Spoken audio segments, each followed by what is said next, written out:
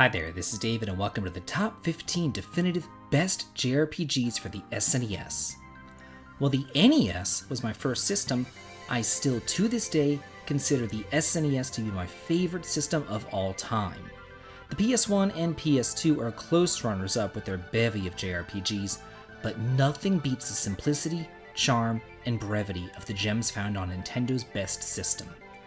I've made top 10 lists before for the console, but I purposely excluded Square and Enix games. But here, I'll be listing the top 15 absolute best JRPGs ever released on the system, and I should know, because I've played every single one ever released, as well as all of those ever fan-translated. So, let's get started. Number 15, The Magical Land of Waz. Before this was fan-translated, I remember looking at the screenshots on GameFAQs and thinking, wow, this looks fantastic. And when a patch was finally released, I realized that it really was. This blew me away. Interestingly, you can choose your hero at the start, and the story, as well as the ending, changes a bit depending on your choice. Also, what sets it apart from the pack is the fourth wall-breaking humor and the invention system, in which you create all sorts of modes of transportation to cross around the world. Number 14, Terranigma. This is a strange bird that some in America may have never heard of, because, well, we got Secret of Evermore, Europe got this sweet gem. Terranigma is the culmination of the Heaven and Earth trilogy on the SNES, following Ark on his journey from the underworld to Earth in order to restore not only the lost continents to the surface, but civilization itself. This is a jewel in Quintet's crown and easily the best of the trilogy, so don't pass it up. Number 13, Breath of Fire 2. This sequel took everything that the first Breath of Fire game did and amped it up a notch. The graphics are breathtakingly beautiful, and they fully embrace the animalistic nature of the world. Also, while some party members are better than others, no one is completely useless like in the first game. Overworld travel is extremely innovative as well, and it's easy to get lost inside the world that the developers created. Number 12, Final Fantasy IV. Here we have the very first RPG that I ever played for the system, and still one of my favorite Final Fantasy games. Going from NES RPGs where your party never really spoke and the story just revolved around solving townsfolk's problems, to this epic, multiple world-spanning drama was groundbreaking to me. Cecil's journey of revenge and self-discovery is just one that you have to play for yourself. Number 11, The Secret of Mana.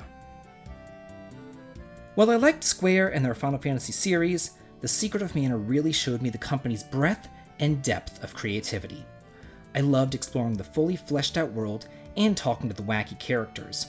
And there's something to be said about gleefully murdering bosses in 5 seconds with the sprite spells. Grinding up weapon and magic levels can be a bit tiring though, which is the reason why it didn't place higher on the list. Number 10, Luffia 2, Rise of the Sinisters. This is probably the best sequel to an RPG ever made.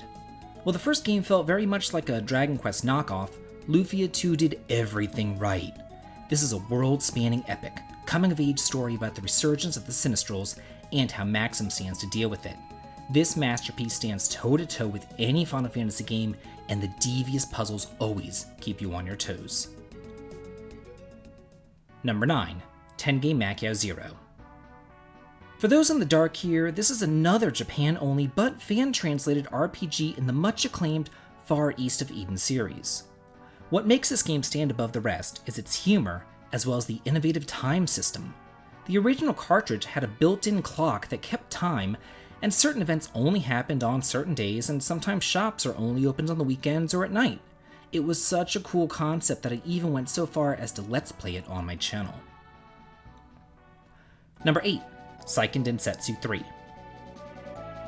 Do you like Secret of Mana or even Secret of Evermore? Then be sure to check this out, as it's the last great Mana game as far as I'm concerned. Recently remastered as Trials of Mana on modern consoles, the sequel introduces the day-night system and 3 different story paths depending on which of the 6 heroes that you choose. There's also tons of replayability as you experiment with the class system. It really begs the question, since Square got Mana right in the 90s, Why are they screwing it up so bad now? Number 7. Final Fantasy V. I really like this game. The job system first introduced in Final Fantasy III has been refined down to a science. And yeah, the plot is just kind of a throwaway excuse to explore the world, but the real meat and potatoes lies in all the customization and tinkering around that you can do with the job system. Later on, though, it's really a joy to see the ramifications of how worlds clash, collide, and join together. I've played Final Fantasy games since I was 8 years old, but this is the one that I continually go back to time and again. It is my JRPG comfort food. Number 6. Super Mario RPG Legend of the Seven Stars.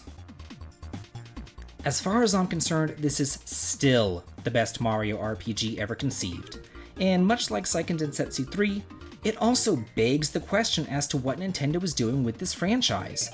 Seeing as the Paper Mario series is not really even an RPG anymore, and the Mario and Luigi series, well, fun, just failed to capture the same magic as this world-spanning epic, starring 5 different party members and tons of references and secrets to find. Number 5. Bahamut Lagoon.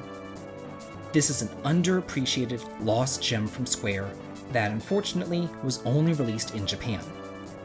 Following the adventures of Captain Bayou and a squad of dragons as he flies between the floating continents, or lagoons, to repel the invasion of the Grand Belos Empire, this is a strategy RPG with gorgeous graphics and, interestingly enough, environmental effects are taken into account, like burning down forests or turning a river to ice. Pick this one up if you haven't heard of it. You will not regret it. Number 4. Dragon Quest V. Here we have my favorite Dragon Quest game, which unfortunately languished in Japan for far too long until it was fan-translated. Much like Luffia 2, the story follows a boy as he grows into a man, gets married, and conceives children. It's arguably the most story-heavy game in the series, and it introduces monster capturing as well. So if you're a fan of Dragon Warrior Monsters, or even the Pokemon series, play this to see where it all got started. Number 3. Final Fantasy VI. I have a love-hate relationship with this game because while I love the story, the characters, the world building, music, and graphics, I hate the whole everyone can do everything aspect of the growth system. That being said, I can put my personal feelings aside to let the masses know that this is commonly thought of as the best Final Fantasy game on the SNES, if not the best in the entire series. When I first fired it up, nothing prepared me for Kefka, with his insane ranting and ravings, as well as his desire and eventual achievement of world destruction and conquest. Number 2. Earthbound. It really is a shame that we have to beg and grovel for anything at all related to this beloved series. I remember when we first got it for Christmas and reading through the strategy guide, which was designed almost like a scrapbook, while I was watching my brother play. Then, finally also getting the chance to explore every nook and cranny to see all that the game has to offer. Interestingly, Earthbound is set in America, or Eagle Land, and is full of puns, pop culture references, and it has served as inspiration for many indie games developed today. And number 1, Chrono Trigger. Finally, we have my favorite game on the SNES, which may even be my favorite game ever made. I mean, when the creators of Final Fantasy and Dragon Quest join forces, you know that you have a masterpiece on your hands. Getting rid of random encounters was a stroke of genius, and here many times the enemies are just kind of playing around when you stumble across them. Also, the concept of field placement and hitting adjacent enemies first occurred here as well. The storyline is tight, spanning multiple time periods, and I just cannot overstate how much this masterpiece revolutionized the entire genre.